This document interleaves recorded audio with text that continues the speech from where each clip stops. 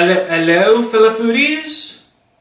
Did you know that February is National Heart Health Month? According to the Heart Foundation,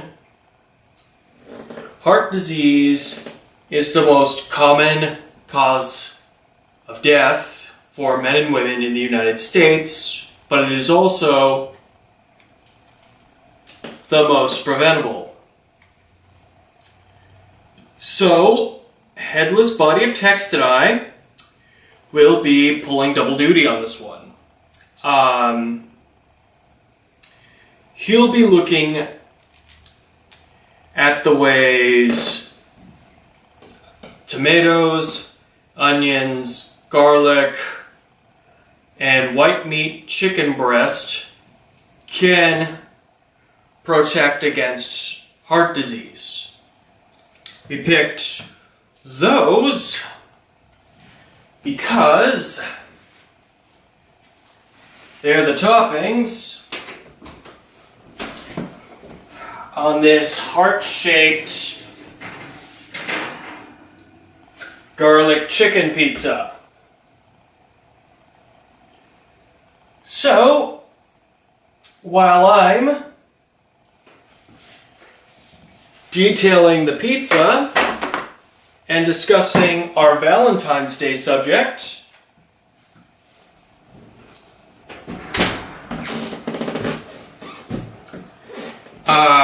Headless Body of Text will be, well, down here discussing the benefits of the toppings.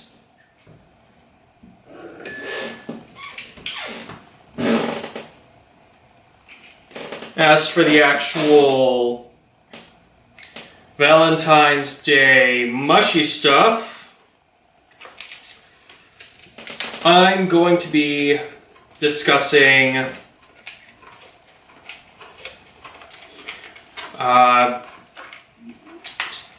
Star Trek and specifically how DS9 and Star Trek Beyond have addressed human sexuality. I want to look at Star Trek because tonight, while I'm filming this, H&I Heroes and Icons will, 7 o'clock local time, be airing the series finale.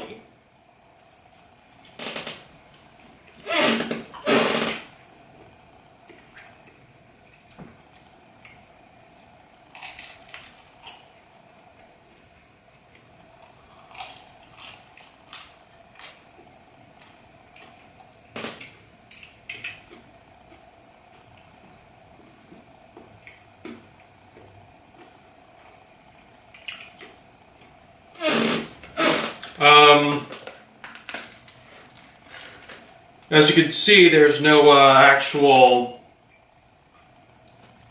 tomato sauce in here.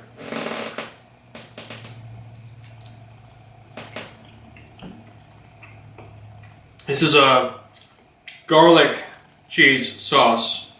Tastes a bit like garlic cream.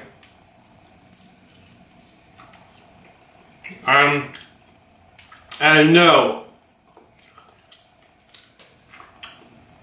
diehard fans, I haven't forgotten the Deep Dish 9 fan-in alternate reality.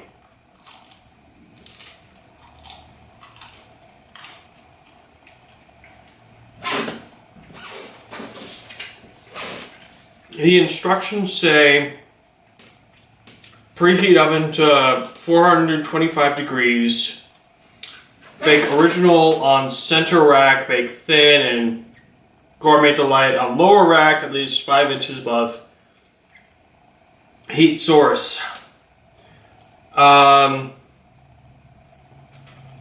This is original crust. I did,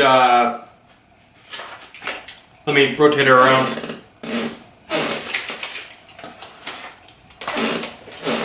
so you can see it a little better.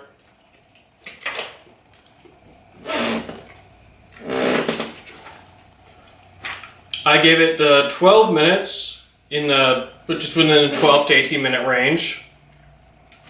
And just before I pulled it out for you, I'd finished giving it another 3 when it had finished steaming, so it would be a little bit warmer and more like I had just finished cooking it, but I didn't want to overcook it.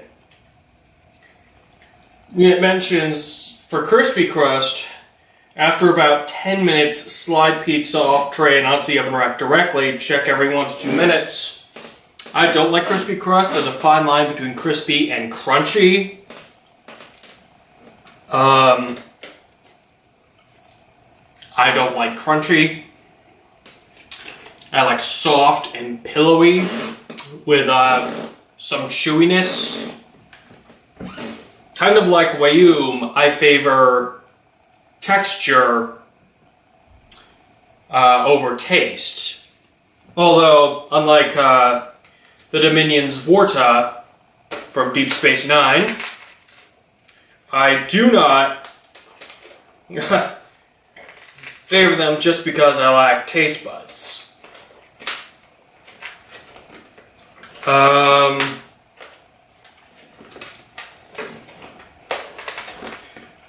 Moving back to Deep Space Nine,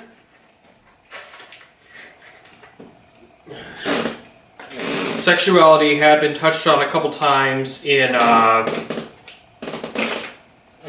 TNG, but that was when Riker was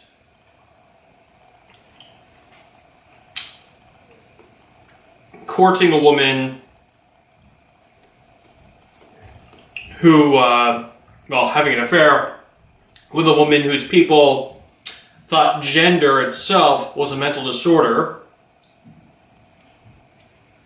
I honestly never made the connection between that and homosexuality. It seems more like a reverse on transgender, or something close.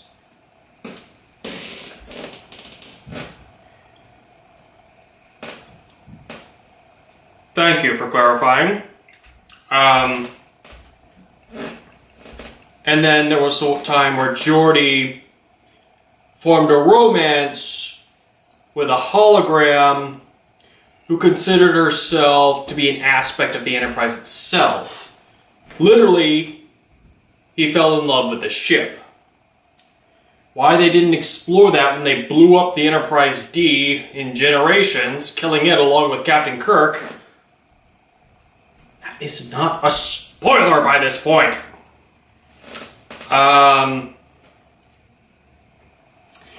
Well, I think that's just a wasted opportunity, but, that's it. That's the two right there. Deep Space Nine, on the other hand, you have,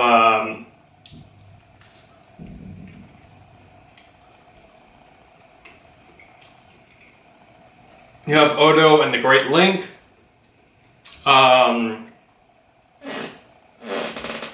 The implications and the concepts explored therein. It seems like it transcends sexuality, however. He does demonstrate intimacy to the female changeling, who is only ever referred to as the female changeling. And we see him link with men.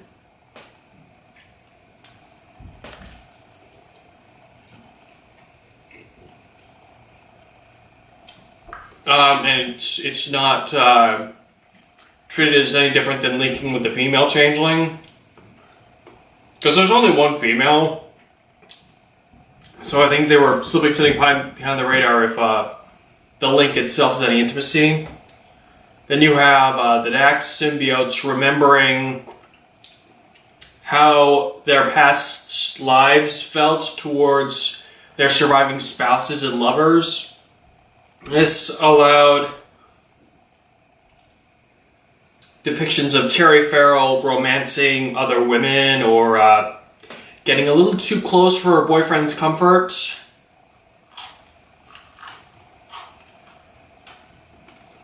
You have the many ships on the other side of the aisle of Dr. Bashir. The ones that were most advocated about were not actually the Daxes, but we'll get to that in written articles.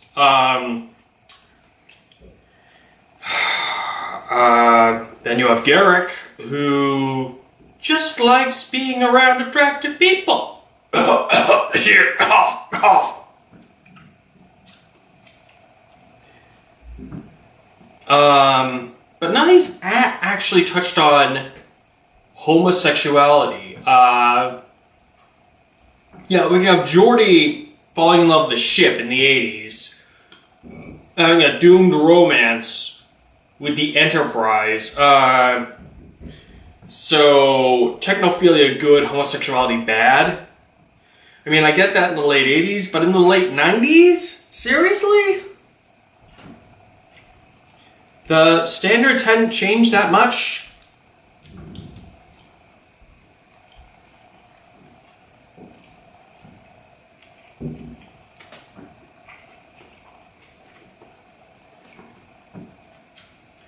So, when it comes to Sulu being depicted as gay, I see it as a shift in his, a shift in his character in this new timeline from the old one, but he was there to reference George Takei, or Otter, or whatever. And I see that as kind of misplaced pandering. A character should be removed from the actor, because with the new timeline, everyone gets a new actor.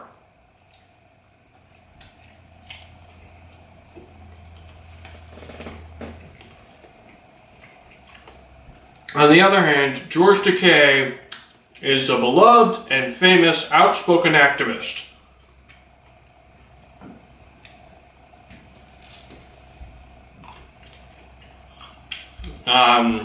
So honoring him is logical.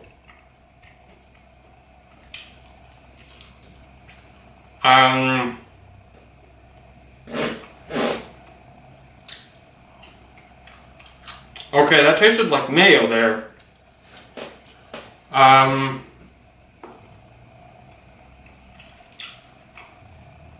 It affected the strong garlic.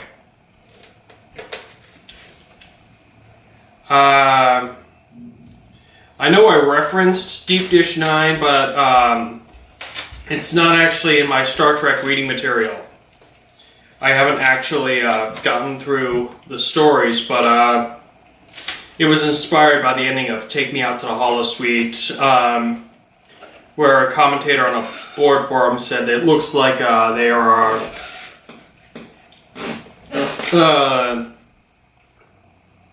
they look like a ball team that's at a pizzeria after a game. And then, well, I'm getting off topic. I'll put that in the description. How's that?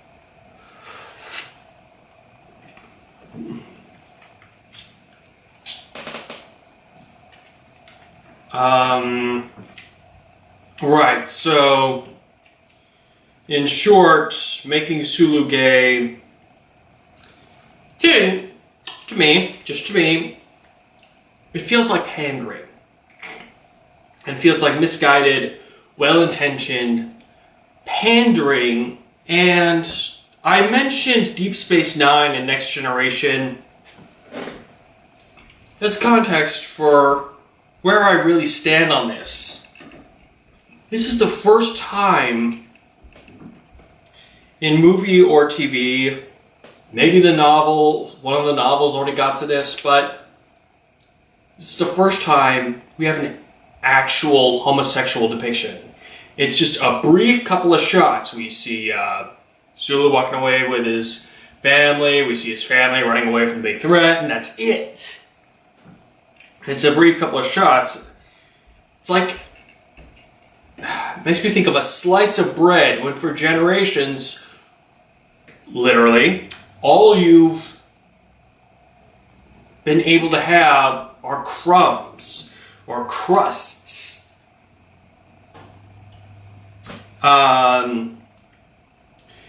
If we had already had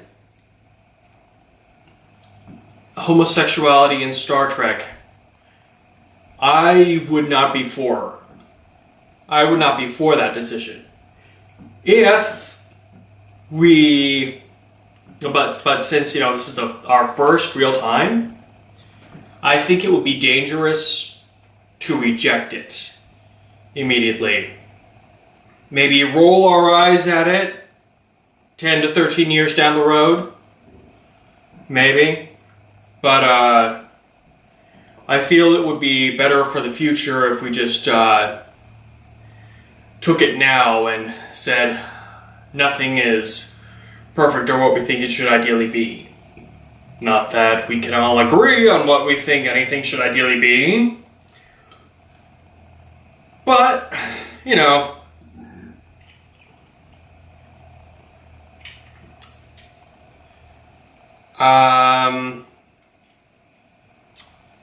so, you know, I've covered, you know, most of the pizza, and I'm going to wrap up on that. And I've talked about Sulu and sexuality overall in the TV and films. For specifics regarding DS9 characters, I already mentioned. I'm going to put that on written articles with other Valentine's Day treats and items to be posted online tomorrow.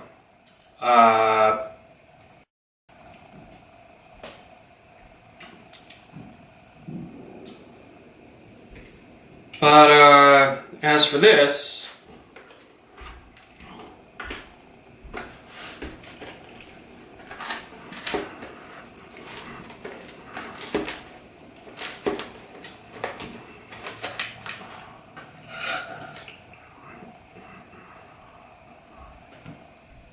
the tomatoes,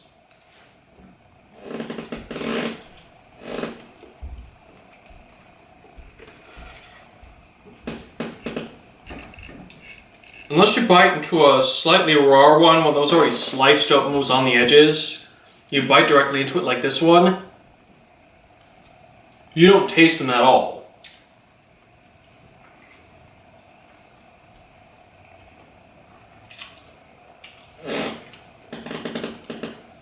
It's hard to pick out specifically where the garlic is, but I think this pale whitish thing is one of them. Yeah, probably. It's pretty well roasted, so it's going to taste different. The little green things are obviously onions, and the chicken looks and tastes seasoned.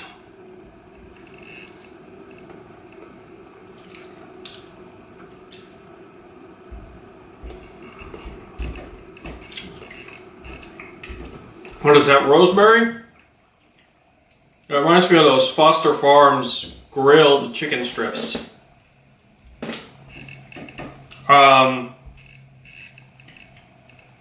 There's alternating cheddar, cheese, and